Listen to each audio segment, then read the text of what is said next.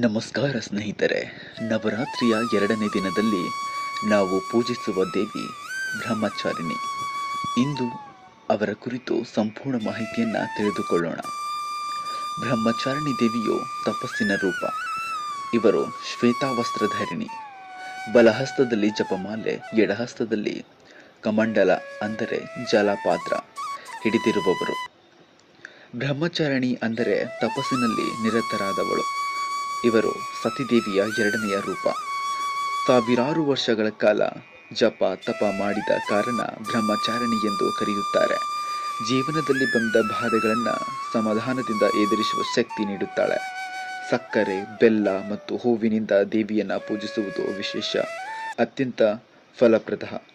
ಪೂಜೆಯಲ್ಲಿ ಬಿಳಿ ಹೂವಿನ ಬಳಕೆ ತುಂಬ ಒಳ್ಳೆಯದು. ಇವರ ಮುಖ ಶಾಂತ, ತೇಜೋಮಯ. ಪೌರಾಣಿಕವಾಗಿ ಪಾರ್ವತಿಯಾಗಿ ಜನಿಸಿದ ಇವರು ಶಿವನನ್ನು ಪತಿಯನ್ನಾಗಿ ಪಡೆಯಲು ಸಾವಿರಾರು ವರ್ಷಗಳ ತಪಸ್ಸು ಮಾಡಿದರು. ಆದ್ದರಿಂದ ಇವರು ಬ್ರಹ್ಮಚಾರಿಣಿ ಎಂದು ಪ್ರಸಿದ್ಧರಾದರು. ಇವರು ಸ್ವಾಧಿಷ್ಠಾನ ಮತ್ತು ಮಣಿಪುರ ಚಕ್ರಗಳನ್ನು ಶುದ್ಧಗೊಳಿಸುತ್ತಾರೆ. ಅವರ ಆರಾಧನೆಯಿಂದ ಸಹನಶಕ್ತಿ, ತಾಳ್ಮೆ, ಜ್ಞಾನ, ಭಕ್ತಿ ಮತ್ತು ಆತ್ಮಶಕ್ತಿ ದೊರೆಯುತ್ತದೆ. ಈ ದಿನ ಭಕ್ತರು ದೇವಿಗೆ ಸಕ್ಕರೆ, ಬೆಲ್ಲ ಮತ್ತು ಬಿಳಿ ಹೂವನ್ನು ಅರ್ಪಿಸಿ ಪೂಜೆ ಮಾಡಿದರೆ ಅತಿ ಶುಭಕರವಾಗುತ್ತದೆ.